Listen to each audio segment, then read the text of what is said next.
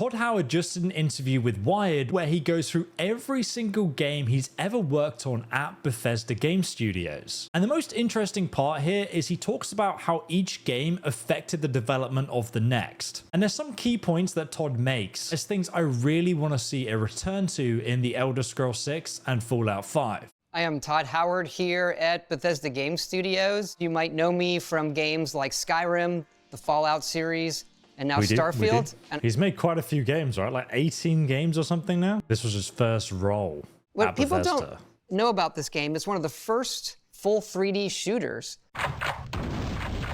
where you look at controls today with mouse look controls and using WSAD. This is the first PC game to ever do it. I had just started at Bethesda. This is in the mid-90s. Team sizes were small. We're talking like 10 people, 12 people, tops. Everybody had to do a lot of different things. So I feel like it was almost better when we had these tiny teams working on these games. They were just pure passion projects made with love. And I think you do lose an element of that when you have hundreds of people working on one game. Did a bit of programming. I was producing. I did level design. I became the sound effects guy.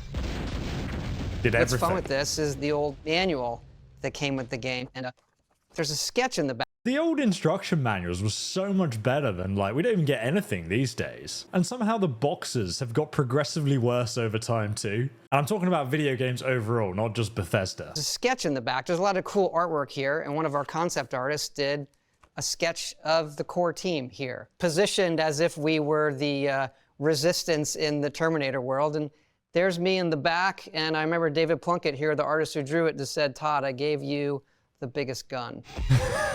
The kind of guy he is, I guess. Whenever you're on a team, even if it's 4 people or 400 people, learning how to use everybody's skills and work together is, what gets you the best game. So, a couple of these games, starting with Terminator, is the beginnings for me at Bethesda. But now we're going on to what we know him for, which is his work on role-play games. And there's a couple of different phases and chapters in terms of the games we made, the platforms that we're on, and how everybody worked together. That was 1995, damn. Here we go. And procedural generation goes all the way back to Daggerfall. That game's like the size of the United Kingdom. Daggerfall is a game where so much of it is a giant procedural world where we're relying on the computer to generate all of the content and put the individual things that we had built kind of in smart places around the world. Think about 3D today. That work is being done by GPUs. Here, it's all done on the CPU. How we built the world is we have a height map where you get a bunch of vertices at a certain period, and then you're building a height map for the landscape, and then instancing, building 3D objects that get replicated over and over on that height map. And believe it or not, it's how we build games today.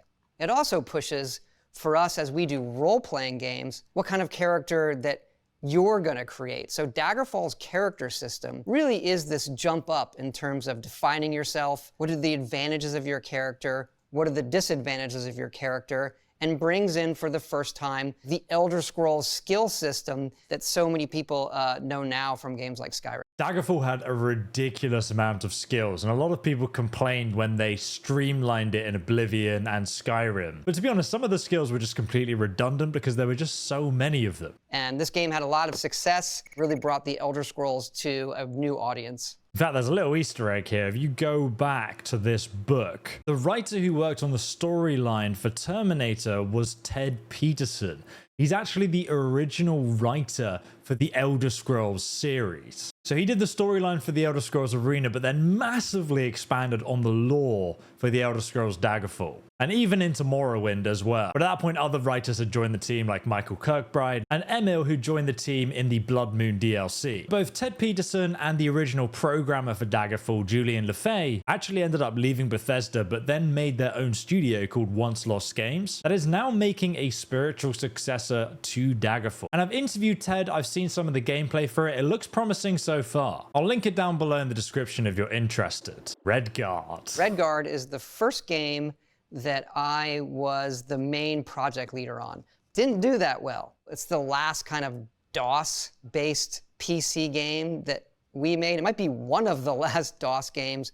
It's right when 3D acceleration starts coming out. really didn't hit a technology window or a gameplay style. I mean, it's listed as an adventure game, but it's a true genre mashup. It has some adventure game elements. It has action game elements. It has some role-playing elements. I guess you could say at that time, we started making a lot of games instead of focusing, and none of them turned out really, really great. And the company was in a really difficult position financially, and I did feel responsible, and I kind of stepped back from it and said, it's a really good game. Where did it not resonate? What's the takeaway? And it was just too conservative. We made a very, very small game. I think it's well crafted, but we weren't as ambitious as we could have been, and not what our audience we'd had at the time from Daggerfall and Arena really wanted from us. That's really interesting that he would say that, and I think it kind of has come back again a little bit, and that Starfield is a different Bethesda game to what a lot of the audience seems to have expected from Bethesda. The company's struggling. We probably have one more shot if we're going to stay in business. So let's go all in. This game saved Bethesda. The company was kind of sold to ZeniMax Media, a new company, and reformed around that. The decision came down, we're going to have one team. It's going to be under Todd, and we're going to do Morrowind. We aimed very high. We were very, very ambitious to bring back the Elder Scrolls with a core team that we had, but taking the learnings from a game like Redguard, where we are hand building a world, but now we're doing it on a larger scale compared to the games people know today. In Daggerfall, you had like entire towns and cities you could visit, but everything kind of looked very samey. Whereas in Morrowind, they're going into that handcrafted, nurtured detailing, and that's what makes a Bethesda game. This is such an important pivotal point that he brings up now. It's actually still very, very small, but it's very, very detailed. And the other big thing that comes with Morrowind, we finally took it to console. So if we go back to the year 2000, Microsoft is thinking about creating the Xbox. And technically, it was great for us, right? It's a very PC-styled console, has a hard drive, so many things that we would be looking for in a console. And the big question was, how do we, translate the controls and all of those things? Fortunately, we are all here today because this game was a huge success. I was stunned. Obviously, it did well on the PC, but on Xbox at the time, it became the second best-selling game behind Halo. Wild. There was nothing like that at the time. It was completely different. Oh, this was my childhood. I couldn't afford the first Xbox, so I got the Xbox 360 secondhand with Oblivion and Gears of War, and this is the game I grew up playing. Instead of coming out with a quick sequel to Morrowind, why don't we take 4 years and really go ambitious again for the next console? So with they learned hardware that doesn't exist.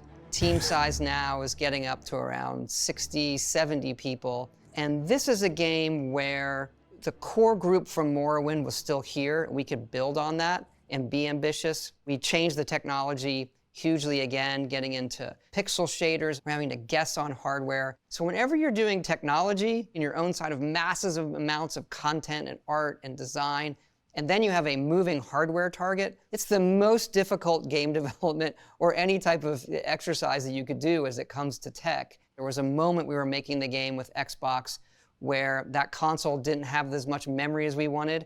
And when they finally called us and told us that they were doubling the memory on the console they were shipping, we threw a party here. And I have never seen programmers look so happy in my entire life. This was a game that for many reasons, it vaulted us to an audience we had never expected to see on the PC and the Xbox. It comes out later on PlayStation.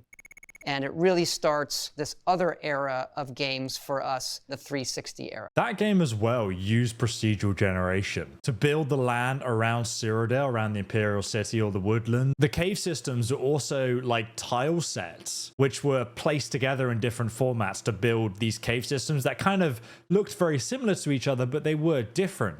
I feel like there was a bit of that lacking for me in Starfield, where there are like several different locations. If you go to one abandoned cryogenics lab, you've been to all of them. Whereas every cave in Oblivion was slightly different and they all had different stories within them. 2008. Oh, after I played Oblivion, I remember reading about Fallout 3 in one of these game magazines and I was so excited for this game. I saved up for ages to buy this. We were asked, what else does the team want to do? What do you want to do, Todd? It'd be good to have more than one franchise or one game every 4 to 5 years. At the top of our list was Fallout. It was a series that we had loved, that had come out a while ago, and we were able to get the license. So obviously before this, you had Fallout 1 and 2, and they were isometric games, so top down, whereas Fallout 3 is completely 3D. This game comes out, I believe, about 2.5 years only after Oblivion. Uses a very similar technology base that we have built. It's our second game on the Xbox 360. One of the things that happens with games is knowing your tools, knowing the level of technology,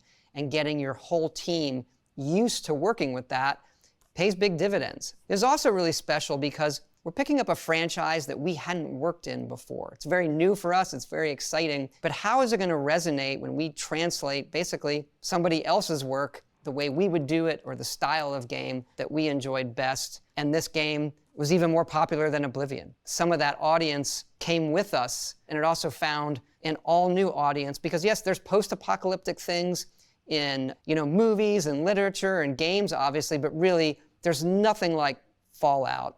It's the world before the bombs fall. I think that's another thing he points out there as well. There is nothing like Fallout. And The Elder Scrolls is a medieval game with dragons and magic, Daedric gods and fantasy elements going on. Fallout had the wacky, wild elements where it was a post-apocalyptic world that continued using nuclear power. The bombs dropped and it turned everything into a wasteland. People survived in the vaults. There's some crazy dark experiments went on. And it doesn't take itself too seriously. It's not too realistic. So you end up with all these wacky guns and fun elements of gameplay. And I feel like when I think, what does Starfield have? It's very grounded, almost quite realistic, like a future SpaceX project going to Mars or something. And I do wonder, is it a little bit too grounded? Obviously you have your star powers, but that just felt like one thing your character had that didn't really affect the environment around you that much beyond the main storyline. This world where the view of the nuclear future is this utopia that then gets destroyed. And it also has my favorite beginning of a game. This idea that when you leave the vault, you had spent your whole life there. And how do you make the player feel that way? So us jumping through this montage of these periods of your life. As a kid playing Fallout 3, growing up inside the vault, literally within the game, not knowing what the world outside looked like before the bombs dropped was such a surreal experience that really rooted you in the game's world. Same way in Oblivion, even just starting off in a prison or Morrowind on the prisoner shipboat, being like, you can be anyone. This is your character's backstory. Pick your star signs. Who are you? How did you get here? You make that story up. And again, in Skyrim, where you're leaving Helgen, there's a dragon attack. It introduces you to the whole storyline right at the start of the game, and then your first quest is to urgently go and inform Whiterun about the dragon attack, and you go through Rift and you see all these reactions. It's amazing. But then when I played Starfield, I just felt like there was a bit something lacking from that intro to the story, where it was a bit jarring, maybe a bit too long and drawn out, and I didn't get a sense of urgency about the relics I was collecting. And there's so many new mechanics like spaceship flight and stuff in Starfield that I feel like they made the prologue like a massive tutorial, and I don't know if it was a bit too much. Just not my favorite start to a Bethesda game. I think it's on your first birthday in the game. When you're a baby and you're able to walk around, you press the button and the baby says, Dada.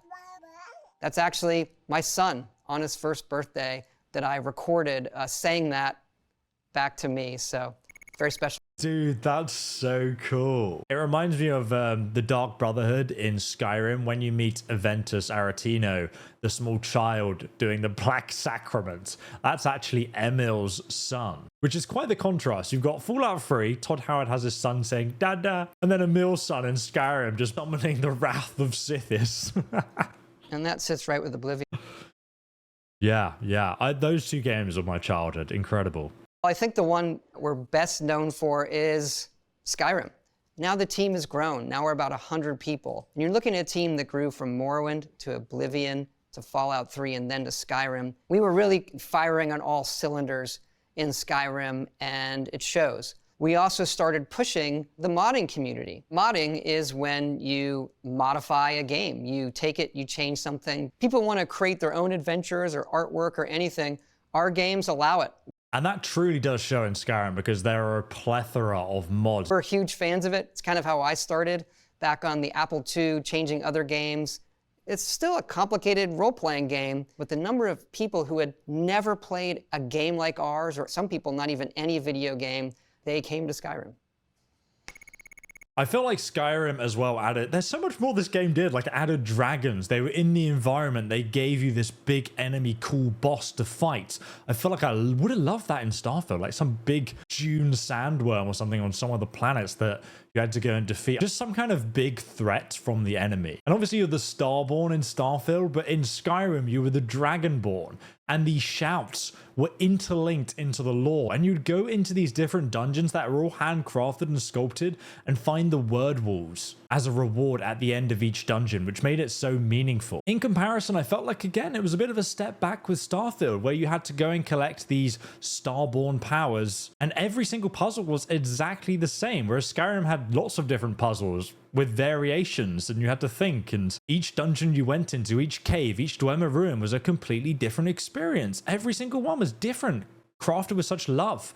Whereas maybe they added it later. Maybe they're like, okay, we need something, and we just put it in, and it just felt like underdeveloped compared to what I've seen in their other games. So that right there is kind of that 360 era for us with our role-playing games, where they find an audience that we never ever expected to find, a level of popularity, and us here learning how to make these games. The team's about 110 or so after Skyrim, and we set our sights on the next Fallout. Fallout 4, this game sold ridiculously well. Skyrim is the first creation engine game where we had redone a lot of the technology that then feeds into Fallout 4. You look at Skyrim compared to Fallout 4, it's a massive step up graphically. And I remember thinking at the time, oh wow, like this looks really good. All of the NPCs and the AI, the era of Xbox One, right? Where the technology level jumps up again, and we had a very, very dynamic world with this game. If you look back in Morrowind, we have NPCs that feel believable for that era, but they're pretty much standing around. They're signposts. As we go into Oblivion, we push that. The NPCs could wander around. They had day-night schedules. They went to bed. You could poison them by stealing all the food and then just putting poison apples around. They would decide to eat that. There's a really old E3 presentation where Todd Howard talks about the technology coming in the Elder Scrolls Oblivion, but they went a bit too far with the AI, so villains would get so hungry that they'd start murdering other people in the town for food. So they had to tone a little bit back. I wish there was just this unhinged developer version of Oblivion that I could play where quests broke because the characters were killing each other. Fallout 4, it does feel like a good action game in your hands, but it has those RPG systems. Everything can be used for crafting or used in some respect. So everything you pick up has these base components. Build your own settlements, modify your guns, modify your power armor. I loved it and hated it because you always ended up trying to find glue or some really obscure material that you could never have enough of that was required and never had enough adhesive. Minute to minute, I think Fallout 4 is a huge success for us for just how a game feels in your hands. So we have Fallout 4, and then really an offshoot of Fallout 4 that is multiplayer. Ah, yes. Every game we do, everyone asks us to do multiplayer. We usually decide, obviously, not to. With Fallout, which I think is the right decision. I was also like, oh my god, imagine if I could play Fallout or Skyrim with my friends. And we've seen the fan-made Skyrim mod take off, has a really fulfilled Patreon. People are very excited for it and all the improvements being added to it. Skyrim Together, if you're interested. So it's very clearly a popular thing that people want. But in practice, everything was made for single-player content. So it doesn't really work very well compared to like a multiplayer game. With Fallout 4, we had gotten inspired by these online survival games a lot of us were playing. We said, well, if we ever did multiplayer for Fallout, that's how we would do it. You know, borrows a lot of systems from Fallout 4. It's the first game really where we do that, where you can see things from the previous game almost directly in it. You know, it's a brand new type of game, and I think as people know, we struggled. And despite its issues, we had a lot of successes. Is this an out of season April Fool's joke? Jesus. A wasted wasteland. IGN, a wasted wasteland. PC Gamer, a beautifully crafted but ultimately repetitive world. The Guardian, a pointless walk in the post-apocalypse. I gave this game a very honest review and feedback as to what I liked and what I did not like about it. And since then, Bethesda have not sent me a single review copy of it. But yeah, other companies can say things like this and still get access to those games, which surprises me. Despite its issues, we had a lot of successes. We built our own online platform from scratch. Sold really well. We had a core audience playing the game despite its problems who were telling us, we love this. Please fix it. We joined with our...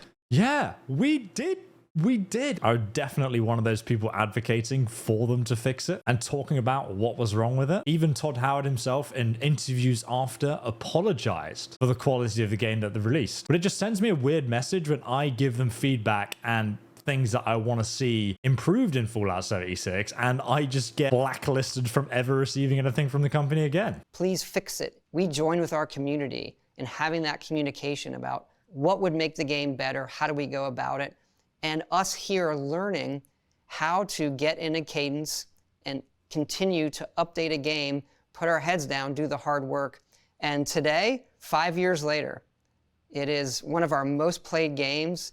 Now a very big success for us, both in terms of what it's doing for players, but also it made us much, much better developers going through a difficult process. I think they learned a lot from Fallout 76, and now they've made it into a game that a lot of people love, and there's a big community around it. But looking back, I can see how much of a difficult time that was for the studio, and clearly it's very difficult to go from single player to multiplayer. Look at Arcane, 2023, Starfield. This is an all-new experience. The most ambitious game that we've made, and the scale of it dwarfs everything that we had done so far.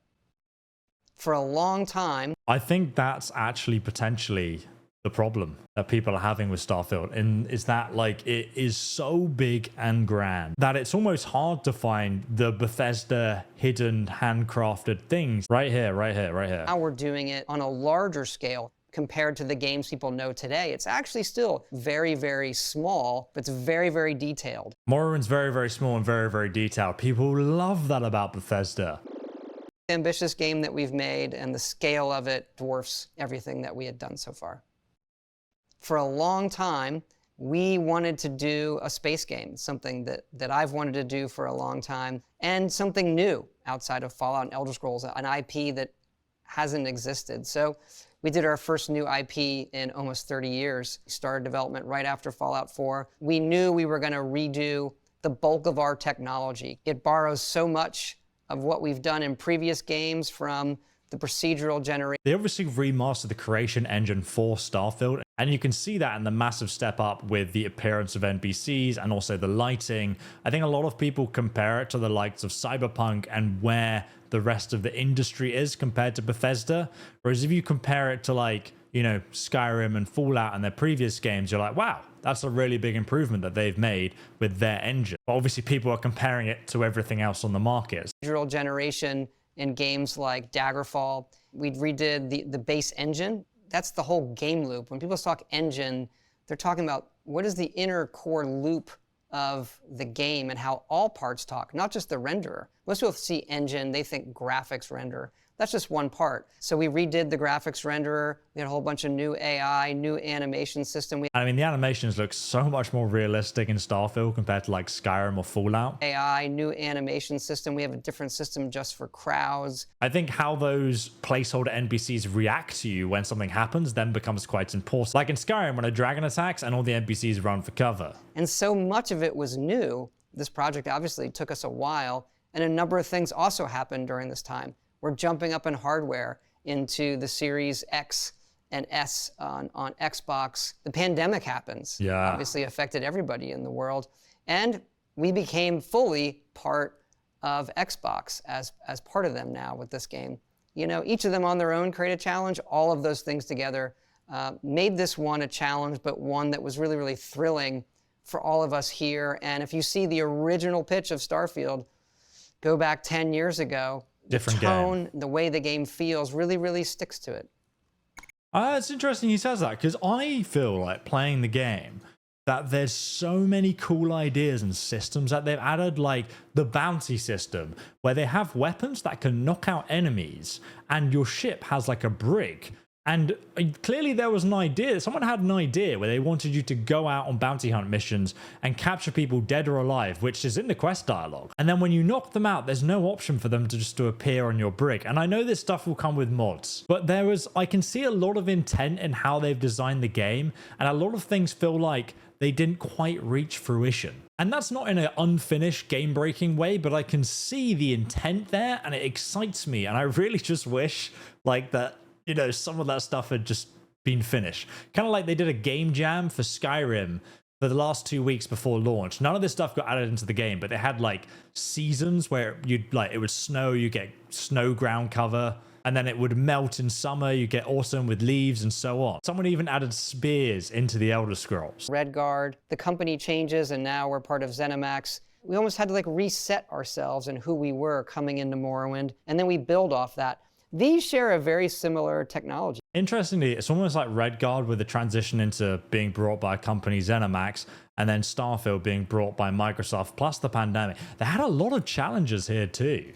Base. In the same way these share a technology, we build off that. These share a very similar technology base. In the same way these share a technology base, and now this does. If we meet again, there'll be an Elder Scrolls 6 here. Yes. You're talking to me, but there's 450 people here. And we still have people that work on 76 and a team there and doing updates for these games. We have about 250 on Starfield. These only exist because of... So 250 people are still working on Starfield. That's interesting, because I've seen a lot of comments about the time it's taking for Bethesda to get those mods out. They're even getting the public to beta test them as well, which is quite unusual. But on such a big game where you've got people like 100 hours in, I'm glad that they're not just launching the updates, which could have issues. There's also a Fractured Space DLC coming out for Starfield, and we know mod support is coming in 2024, but considering how important Todd previously has said that mods are to Bethesda, I'm really interested in seeing how they monetize mods and how they're added into the game. These only exist because of all of those people and us working together. That's why the games are so big. That's why there's so many moving parts and so many interesting things that people will find is that comes from everybody here. One of the biggest takeaways I noticed on the Xbox Bethesda showcase is it wasn't just Todd going up there and presenting, but they showed the entire team and all the work that these cool personalities and people had contributed to make Starfield. And it was the first time we actually saw that, and I really want to see more of that. Not just, I love Todd, but like not just Todd talking about everything. All of them putting something special of themselves into it. You know, now, The Elder Scrolls 6 has been in pre-production for quite some time, but now it's in full production. I'm still 99% sure it's going to be The Elder Scrolls 6 Hammerfell. We'll see if they include the Iliac Bay and boats. Now, I want to end this video with a comment I left on this video just to see other people's sentiment and see if they agree with my opinion or not. I said, I hope The Elder Scrolls 6 sees a return to smaller, detailed worlds that feel visually connected.